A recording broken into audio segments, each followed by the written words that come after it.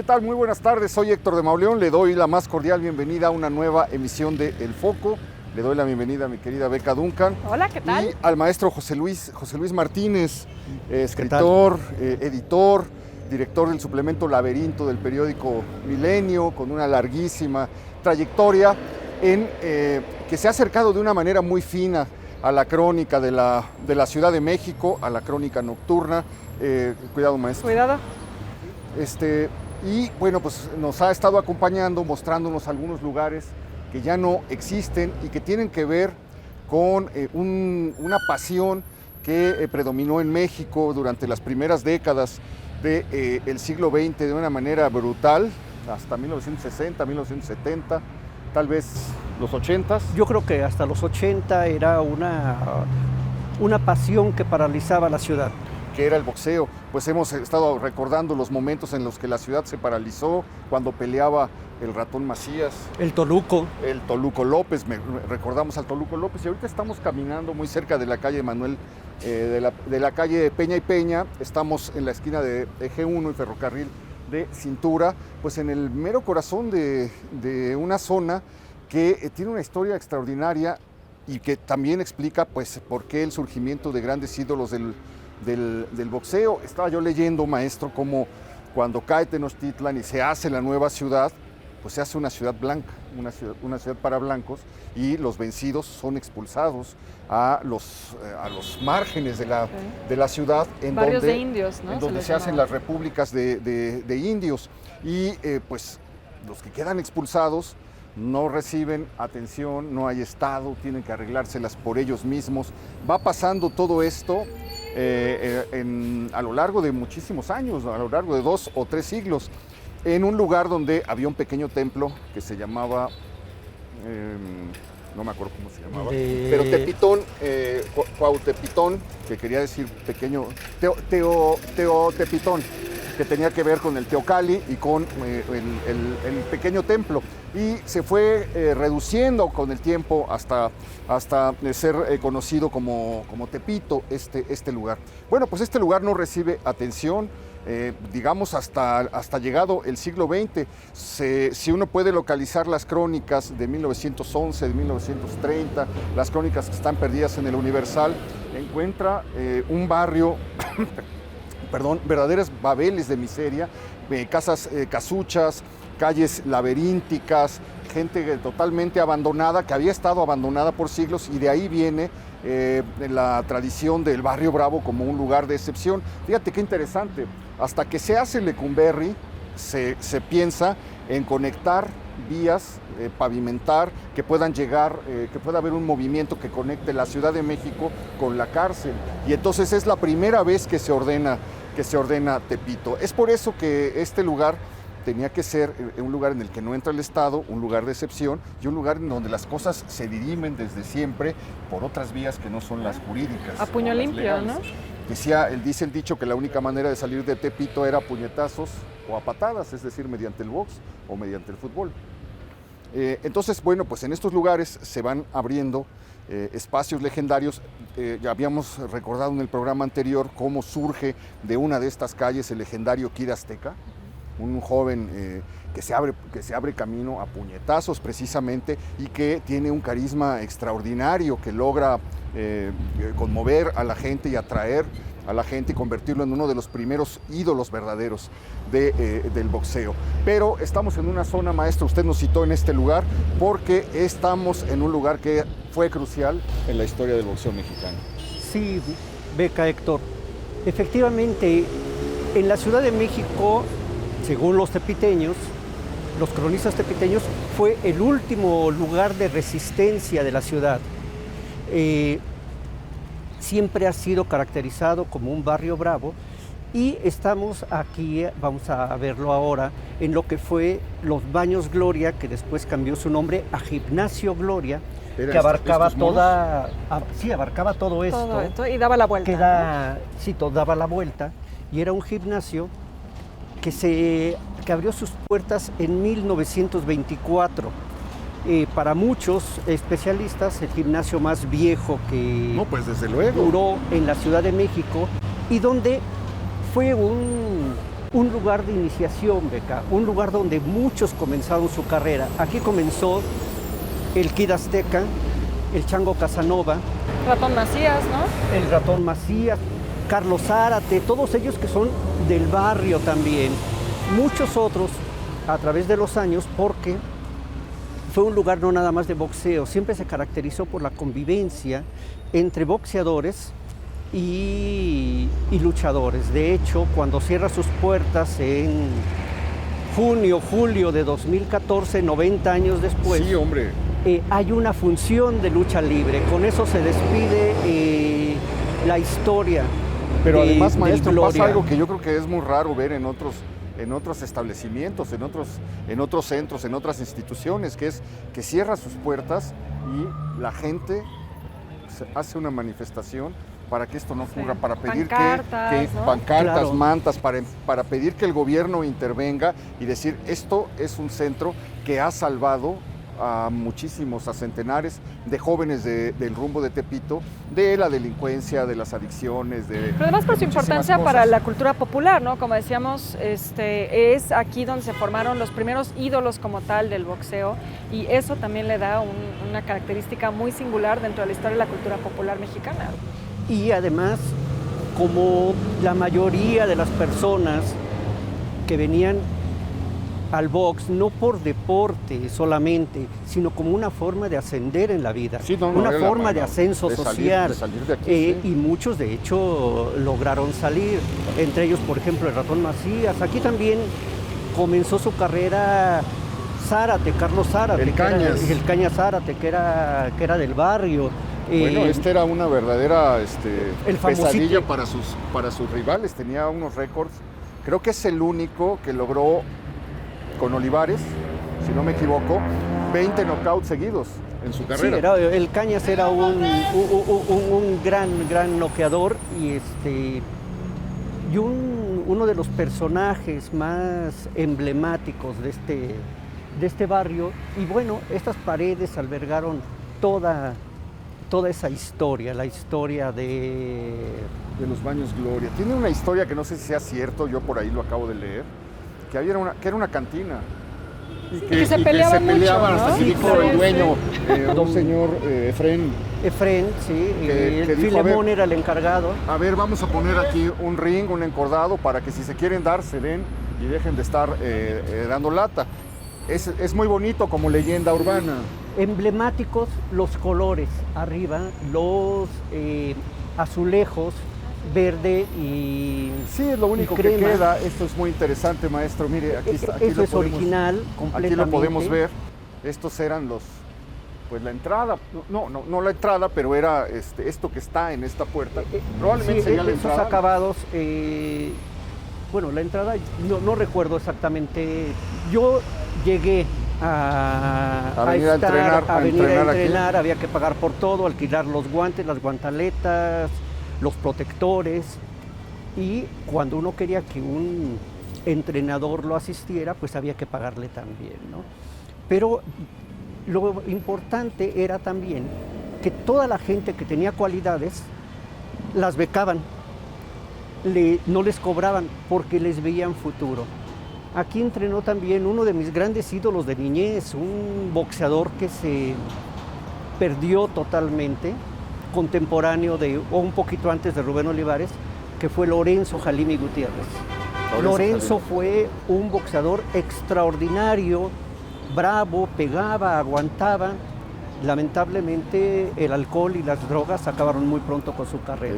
El Púas Olivares no llegó a entrenar aquí. El Púas seguramente ha de haber venido alguna Pero era vez. más El bien Púas del- venía de Bondojo, de de la Bondojo, Bondojo, sí, de, sí. de la colonia Bondojo. Y a él, yo no sé si haya venido a entrenar aquí, pero sí en el Pero- Jordán. Sí, sí. Y perdón, decíamos de luchadores, ¿no? También es un lugar que formó a luchadores de lucha libre. Me parece que Black Shadow también fue Sí, uno Black de los que Shadow era uno de estuvo los por que ahí. entrenaban aquí. Uno de los grandes luchadores que sí entrenó aquí mucho tiempo fue Ray Mendoza. Ray El Mendoza legendario era Ray uno Mendoza. que no era enmascarado. No era de los pocos que no de eran los pocos que no eran enmascarados. enmascarados. Yo me acuerdo de esas revistas que se llamaban Box y Lucha. Box y Lucha. Box y Lucha que había en las peluquerías. Y ahí siempre salía un señor copetón, Exacto. que era Ray Mendoza. Bueno, y aquí otro de los maestros que llegó a venir a entrenar. Dentro de mis ídolos también, Huitlacoche Medel, José Medel comenzó aquí, José El Copetes Jiménez, que posteriormente se irían al gimnasio que se creó en Tepito como maestros, bueno, en el centro de Tepito, pero este es un lugar lleno de historia. Es una lástima que las autoridades no hayan decidido resguardarlo, aunque sea en una parte. Sí, pues se volvió una farmacia comercial de una sucursal de una farmacia que hay por todo el país, y un lugar único. Se perdió, se dejó perder, a pesar de esa movilización muy enérgica que hicieron los vecinos en el 2014. En el 2014 para pedir que no se cerrara. Simplemente pensar en que el Chango Casanova se pudo formar o se pudo foguear en este lugar, pues basta para emocionar a cualquiera que haya revisado la prensa de esos años, aunque no sea aficionado al boxeo. Pero además sí era cierto que era un lugar que ayudaba a que los jóvenes dirimieran sus problemas de otra manera, en lugar de estarse peleando en los callejones, en la oscuridad, que muchos lograran ascender socialmente. Y también era un lugar lleno de esperanzas, es decir, este fue el lugar donde la mayoría de los ídolos que conocemos, o un gran número de ídolos que conocimos después, comenzó su carrera. Los primeros pasos fueron aquí en el Gloria. Oiga, Pipino Cuevas no era... Pipino Cuevas, no, él no era de aquí, pero aquí comenzó su carrera. Él comenzó su carrera aquí. Aquí comenzó, antes de irse con... Ese era un personaje extraordinario. Pues nadie le pasaba del cuarto round al principio, hasta que creo que hasta uno le partió la quijada. Hasta que lo noqueó Hearns. Lo noqueó Tommy Hearns, y ahí empezó un declive de un peleador que era pues prácticamente invencible. Antes de 4 rounds caían, tenía unos puños impresionantes, peleaba en peso welter. Se cuidaba mucho, supo hacer sus negocios, se volvió famoso después por incrustarse un diamante en el... Sí, me acuerdo que salió en la tele, sí. Enseñó que tenía diamantes en la dentadura. Sí, yo llegué a entrevistarlo a él en Los Margarita y sí, lucía su dentadura. Era de la época de los boxeadores con las esclavotas de oro, los collares. Pero Pipino fue dentro de todo ha sido un atleta ejemplar. Venció a uno que era buenísimo, Ángel Espadas. Me parece que sí. Un puertorriqueño que era un campeón mundial, parecía pues, difícil de vencer, y aparece Pipino Cuevas. Tiene un inicio deslumbrante, son unas peleas una tras otra. Pegaba de una manera tenía una pegada muy poderosa. Y después de Hearns, pues algo le pasó, un chip le cambió, y empezó el descenso fue vertiginoso también. ¿Cómo? Fue un descenso vertiginoso. Oiga, Vicente Saldívar entrenaba en... No. Vicente Saldívar llegó a entrenar en los Jordán. Era de allá. Y después con el Negro Pérez se fueron a los Granada, donde prácticamente eran ellos. Podemos irlos a buscar Podemos irlos a buscar. Donde estuvieron, ok. ¿Qué otro boxeador se le viene a la cabeza? Bueno, el famoso Gómez, su hijo, el famosito Gómez. Bueno, el hijo de Carlos Zárate también debutó, ¿no? Sí, también. Y hubo un Black Shadow Jr., ¿no? Que él entrenaba aquí, Black Shadow Jr. entrenaba aquí. En fin, es una camada inmensa que se forjó aquí en Los Gloria. Y como les repito, un gimnasio en esa época era un lugar de sueños, verdaderamente. De llegar algún día a ser campeón. No hay que olvidar que en esos momentos también, hasta los años 60, 70, ser campeón nacional era una gran aspiración.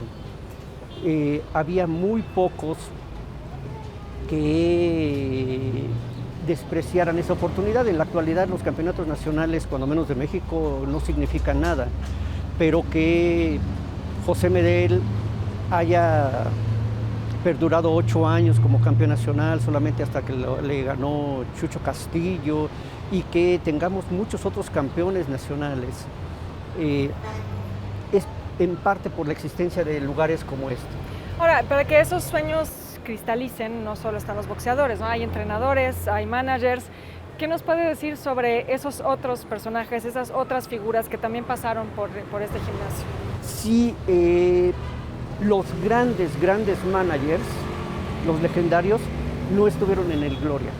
Aquí hubo entrenadores que salieron muy importantes, pero era como encarrerar a los muchachos que después venían los buscadores o los propios managers o los familiares, los iban a llevar a otros gimnasios.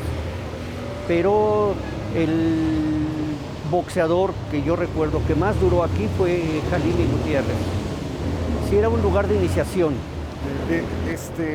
A mí me dan ganas de recordar la historia de Black Shadow, porque es una historia que a mí me ha emocionado siempre muchísimo, cómo se enfrenta con el Santo en la Arena Coliseo en 1942, y quienes estaban ahí, Toño Andere, los que hicieron la crónica para la afición, no sé si Sonia Alarcón, pero ya todos los que luego conocimos como los grandes cronistas, pues empezaron en los periódicos escribiendo, y en la afición aparecen en todos los periódicos, pero en la afición aparecen 2 crónicas deslumbrantes de lo que pasó esa noche, en la que fue conocida como la lucha del siglo, que se enfrenta Black Shadow con el Santo por las máscara contra máscara.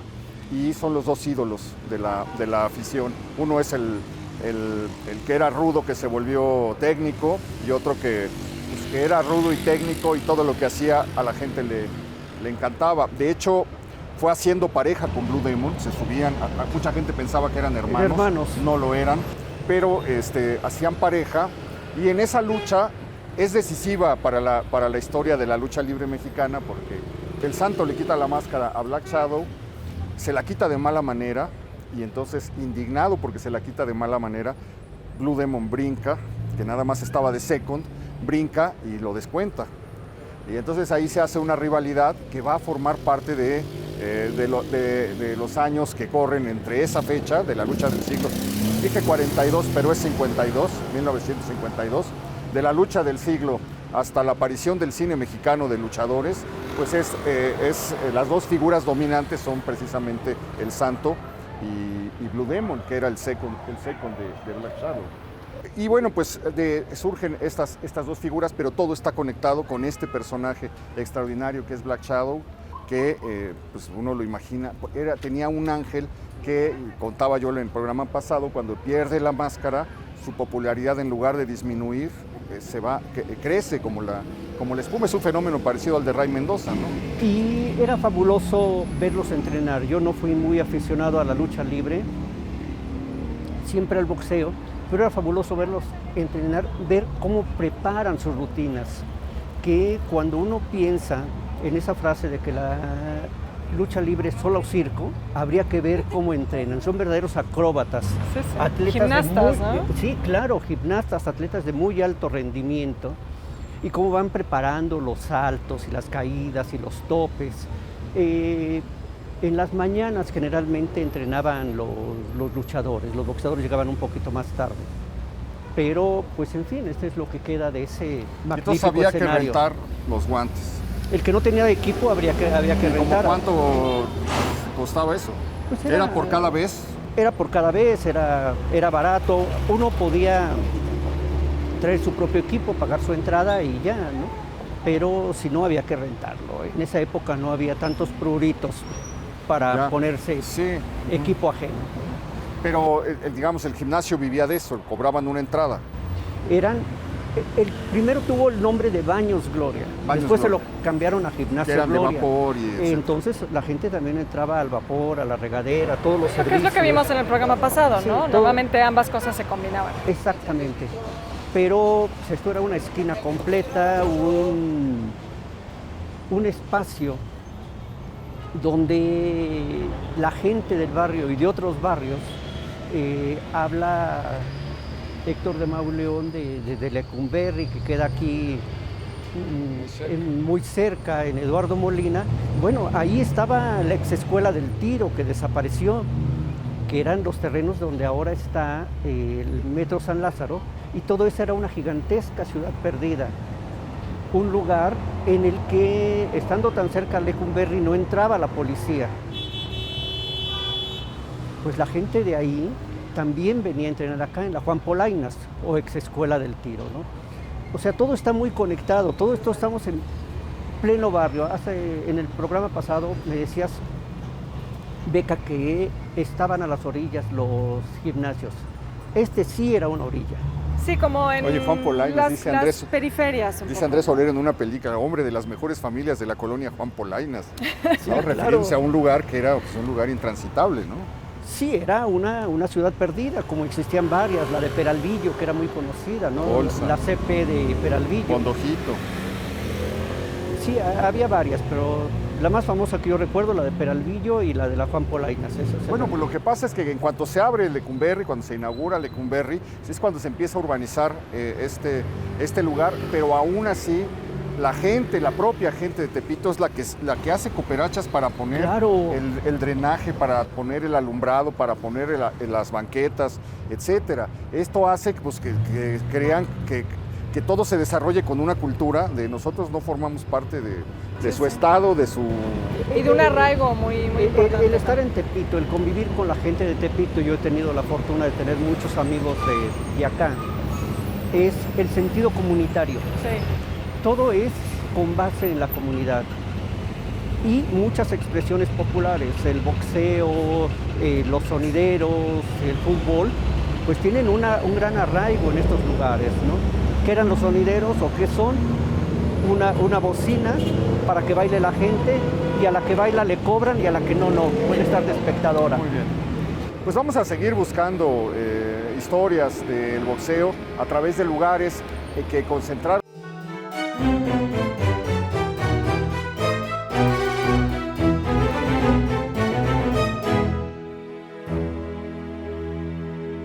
Nos acercamos a otro punto de la ciudad, exactamente la calzada de la Viga, muy congestionada, y el eje 3 igualmente congestionado. Estamos frente a un lugar pues, que mientras todo el entorno se ha transformado, se ha destruido, entraron los ejes viales, aumentó el tráfico, se cayeron los edificios en el 85, se cayeron otra parte o quedaron dañados en el terremoto de 2017, mientras la urbanización desesperada va tirando todo. Queda en esta esquina un lugar que ha pasado a formar también parte de la historia del boxeo, maestro. Sí, pues, es un lugar emblemático por lo que significa. Mucho tiempo fue no solamente un espacio para baños públicos, Los baños Granada. los baños Granada, sino también eran albercas y gimnasio. Un gimnasio que se hizo famoso porque aquí entrenó. Después de haber estado un tiempo en los Margarita, aquí se vino a entrenar Vicente Saldívar con el Negro Pérez y bueno, la sola presencia de Saldívar, más algunos otros boxeadores que ahora veremos, hacen que este se vuelva realmente un lugar histórico. Sí debería tener una plaquita, algo que recordara. ¿Cómo nos hemos acordado de Vicente Saldívar? Yo era hasta antes de grabar estos programas, era una figura que yo tenía como medio borrosa en la memoria, porque pues, fue toda una leyenda de los años 60, pero se retiró muy pronto, comenzando los 70, dejó el ring, los cuadriláteros, y entró en una espiral de destrucción, de autodestrucción, que acaba con su muerte a los 42 años. Pero el zurdo de oro es legendario por muchas razones. De 40 peleas, ganó 37. Es un récord muy difícil de vencer, se las echó casi prácticamente al hilo. Y además porque es el que derrota a Ultiminio Ramos, le arrebata el campeonato mundial a Ultiminio Ramos, que tiene otra historia, lo hemos recordado en el programa anterior, una historia también que se me hace a mí fascinante, porque estaba viendo una entrevista que le hicieron, él murió en 2017, 2015, por ahí, pero vi una entrevista que le hicieron, que era un niño, el niño de Matanzas, se llamaba así mismo él, que andaba con su cajoncito de bolero por las calles de Matanzas, allá en Cuba, y que veía llorar a su papá y emborracharse, entregarse al alcohol, porque su padre había querido ser un buen boxeador y no lo logró. Y él un día le dijo, yo voy a hacer eso que tú no fuiste. y forma parte de esa generación de boxeadores que salió huyendo a la llegada de Castro al poder, cuando Castro prohíbe el boxeo en la isla. Salen distintos boxeadores a probarse o a buscar fortuna en distintos lugares, en Bolivia, algunos se van a Panamá.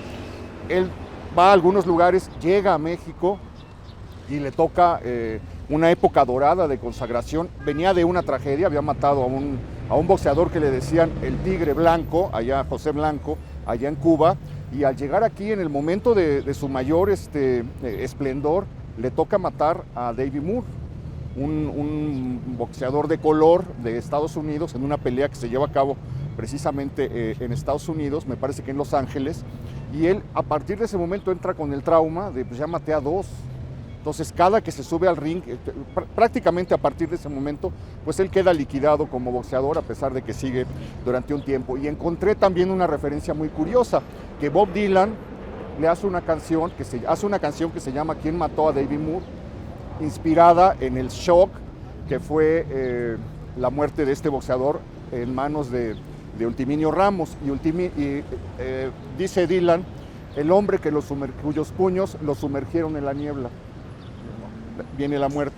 Y bueno, pues en el momento en el que se está debatiendo en eso, Ultiminio es un gran campeón, un gran ídolo, surge Saldívar, y Saldívar le pone una golpiza en el Toreo de Cuatro Caminos, le arrebata el cinturón y sin embargo no logra convertirse, eso lo quería preguntárselo a usted, maestro, según lo que leí, no logra convertirse nunca en un ídolo a la altura pues, de los otros, ¿no? Siempre es un boxeador como de gente del box, que lo sabe apreciar la gente del box, no arrasa multitudes, ¿no? Sucede con muchas otras figuras del deporte, de la literatura, de prácticamente todo.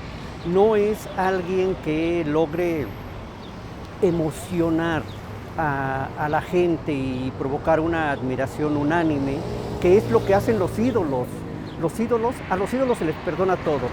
Saldívar, si bien después de su boda con la vedette Malú Reyes entra en una espiral de alcoholismo, de drogadicción, él durante su carrera, la primera etapa de su carrera, era un boxeador que se cuidaba mucho.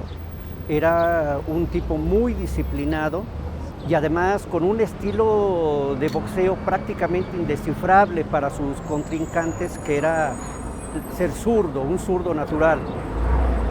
Eran las dos cosas, ¿no? Fajaba y peleaba, ¿no? Sí, aguantaba. Se sabía mover según el rival.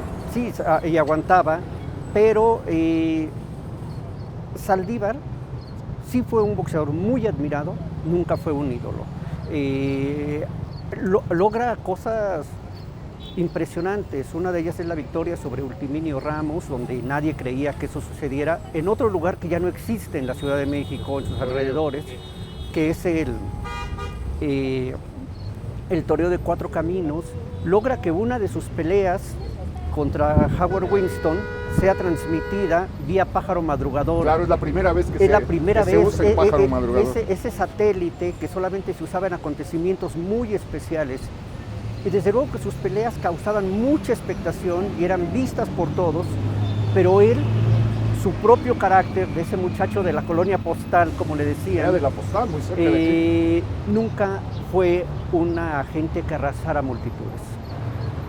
Bueno, y creo que vale la pena también recordar, además del box, estamos en una colonia con una gran historia deportiva, porque es la colonia Asturias, llamada así por el famosísimo Parque Asturias, que se construye aquí en 1936. ¿Hicimos un programa de la Asturias? Pues cuando hicimos algún recorrido en bici lo comentamos, pero creo que no hemos ido al sitio, Héctor, donde se encontraba, que recordábamos fuera del aire, es la esquina de Torres y Chabacano, posiblemente donde ahora hay un centro comercial y un supermercado, ¿no? El Parque Asturias. Entonces, el Parque Asturias, exacto. Probablemente era ese predio donde ahora se encuentra un supermercado. Pero bueno, es una colonia que, digamos, tiene esa tradición y esa historia deportiva también en el fútbol, ¿no? Además, algo que usted ha estudiado mucho. Aquí estaba la Garita de la Viga. Claro, no, bueno. Esta era el punto donde entraba toda la mercancía hacia la Ciudad de México. Y los embarcaderos, ¿no? Los embarcaderos, claro. Esto eran albercas. era una zona de recreo de la ciudad. Desde el siglo XIX, desde finales del XVIII y a lo largo del siglo XIX, era el lugar donde venían en los días festivos, los domingos, donde venían a comer barbacoa, a pasear en las trajineras adornadas con flores. Había un tranvía de la ciudad que llevaba o traía a los paseantes desde el centro, desde el Zócalo, hasta este lugar. Tomaban los embarcaderos para recorrer todo el canal y regresar. Hay litografías bellísimas que muestran eso, hay cuadros de costumbres, hay crónicas de Ángel de Campo donde narran cómo la clase media venía a divertirse con unos músicos que les tocaban mientras ellos navegaban y lo que iban platicando, imagina de Campo, etcétera. Entonces es un lugar pues que está muy ligado a la ciudad y que es muy doloroso caminar por él. Yo estoy viendo ahí una casa de color verde. Esa casa de color verde es una casa que estaba desde que existían los canales, porque es una casa que tiene la arquitectura de principios del siglo XX. Entonces los canales fueron cegados hacia los años 30, fueron desapareciendo o terminaron de desaparecer porque su destrucción comenzó a finales del siglo XVIII y tomó todo el siglo XIX, pero el último momento de esplendor fue el siglo XIX. Bueno, es una zona que se urbaniza hasta los años 30, 40, es precisamente por la construcción del Parque Asturias que se hace la colonia Asturias. Hacia los años 40 todavía hay, por ejemplo, notas del Gráfico donde los vecinos se quejan que no tienen muchos servicios. Entonces, bueno, va a ser un proceso lento en realidad por el cual se va a urbanizar esto. Si buscamos fotografías de los años 20, 30, pues va a haber grandes campos de siembra, pastizales. Realmente es una zona que es increíble verla así hoy, porque realmente fue un proceso que tomó muchas décadas. Nos grita y nos echa en la cara lo que hemos hecho. Estamos justo en el lugar que expresa todo lo que le hemos hecho al Valle de México. Bueno, y además, perdón que te interrumpa, platicaba con Beca que desde que yo recuerdo, desde niño, la tipografía es la misma, es la tipografía original, baños granadas. ¿Eran rojos? ¿Era de color rojo? De color rojo. Rojo, sí, yo he visto cómo, recuerdo cómo se fue de color, pero desdibujando. nada más las pintaron en todo caso, pero son exactamente lo mismo, excepto aquella parte que desapareció, donde estaban las albercas, donde estaba el gimnasio, Ahí estaba el gimnasio. Por la llegada del metro. Creo que sí, nunca llegué a entrar a este gimnasio. Bueno, interrumpí. Vicente Saldívar venía a este lugar, ¿quién más? Bueno, aquí estuvo también Nacho Beristain. Nacho Beristain se vino con el Negro Pérez y con Vicente Saldívar de los Margarita para acá. ¿Y por qué se vinieron para acá? Seguramente porque estaban aislados. Después Nacho Beristain estuvo un tiempo con su equipo, Gilberto Román y algunos otros. También estuvo aquí con Vicente Saldívar, Ricardo Delgado. ¿Y quién es Ricardo Delgado?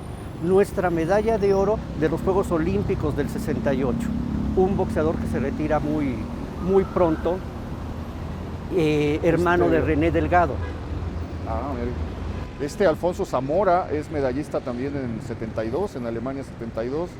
Y es de los boxeadores que vienen a entrenar aquí, ¿no? No, Zamora, que fue del establo del Cuyo Hernández, ellos terminan con Zárate entrenando en un lugar al que nos dirigiremos ahora, que es en la Colonia Guerrero, el Gimnasio Atlas. Muy interesante, es increíble cómo pues la ciudad va borrando, pero va dejando recuerdos, ¿no? Unos baños donde había unas albercas, donde había unos canales, donde fue el centro de recreo de la ciudad, y de todo ese mundo que ha descrito Beca y del que hemos estado platicando en los últimos minutos, queda este edificio como una pálida sombra, como dice el maestro, con esta tipografía que no se ha modificado. Estamos hablando de algo que se levanta en los años 50, más o menos, el auge de la existencia de este gimnasio. 50, finales de los 40. Y además quisiera mencionar que a una calle está el Mercado de Jamaica, que es otro de los sitios que han perdurado y que se mantiene, y que después de que se quemó lo quisieron cambiar, y los comerciantes como los de la Merced no se dejaron, y son esos pequeños vestigios de una ciudad que ya no existe, maestro. Y que bueno, nos habla de estas dinámicas de los canales, ¿no? ¿Por qué se encuentra aquí el Mercado de Jamaica con esas flores que son tan características? Porque pues este era el paso de la mercancía que venía del sur, donde muchos de estos productos se cultivaban, ¿no? Muy bien, bueno, pues nos vamos a mover hacia la colonia. ¿Algo más, maestro? No. ¿Este lugar? No. Nos vamos a mover hacia la colonia Guerrero, buscando otro lugar relacionado con el boxeo que ya no existe. Vamos a recordar allá nuevas historias, y allá les voy a contar otra cosa que leí que es muy interesante sobre los primeros campeones del boxeo mexicano, a través de la mirada del poeta José Juan Tablada, que no solamente era un gran aficionado al boxeo, sino que además se ponía los guantes y le gustaba subirse al ring para exhibir sus capacidades. No se vaya, acompáñenos.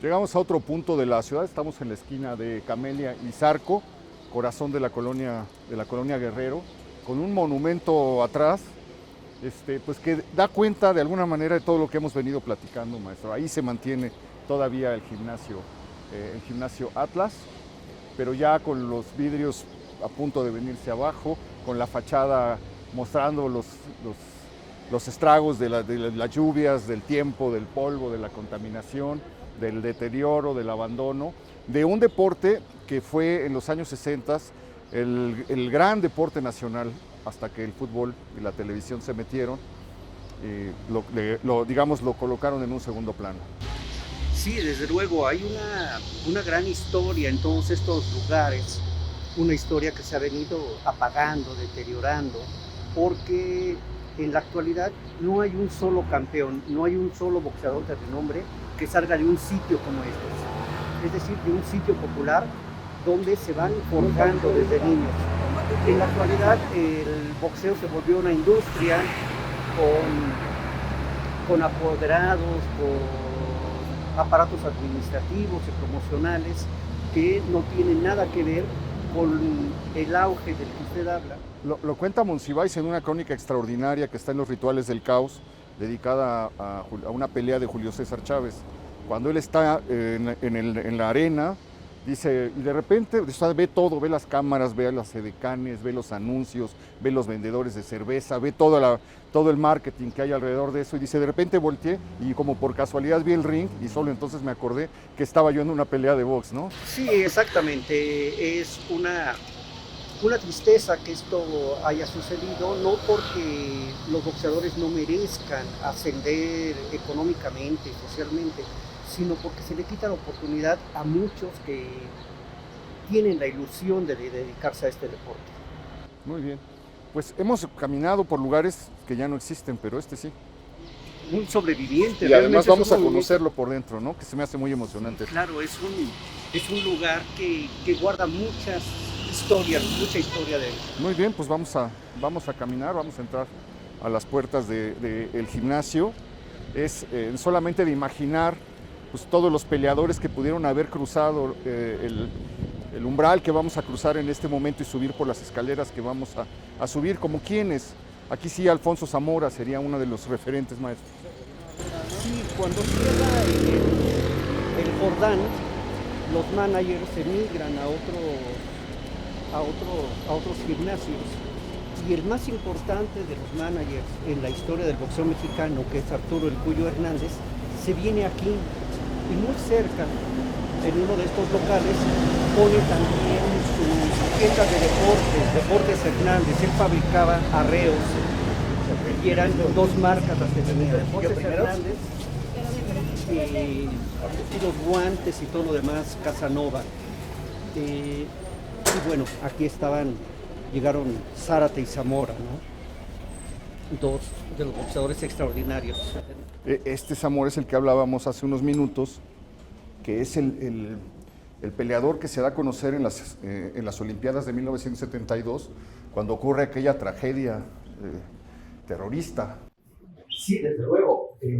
Y él obtiene la plata, encontramos su nombre ahora que fuimos al Comité Olímpico. Sí, sí. Ahí está escrito su nombre, imagínate. Sí, en Múnich. Pues vamos a subir a... Pero no, antes de subir vamos a detenernos un momentito aquí, por favor, porque aquí está Carlos Zárate. Sí, claro. Aquí está Carlos Zárate. ¿Quién más está? Mantequilla Nápoles, el gran Toluco López, el Indio del Oro le llamaban, Daniel Zaragoza, Pipino Cuevas. Y estos dos de arriba. el Canelo contra Smith, un cartel ya muy reciente. Y bueno, Hay un recuerdo de Rodolfo Casanova, no sé si le habrá tocado a Casanova aquí, no creo, ¿verdad? No, él fue del Jordán, ¿no? Del Jordán, que era el gimnasio más viejo de esta ciudad del sur. ¿Ese es quién sería Durán, mano de piedra Durán? Este de la derecha, el de la derecha. No, este. El de la derecha, David Macetón Cabrera. Ah, el Macetón Cabrera. Boxeador. Muchas gracias.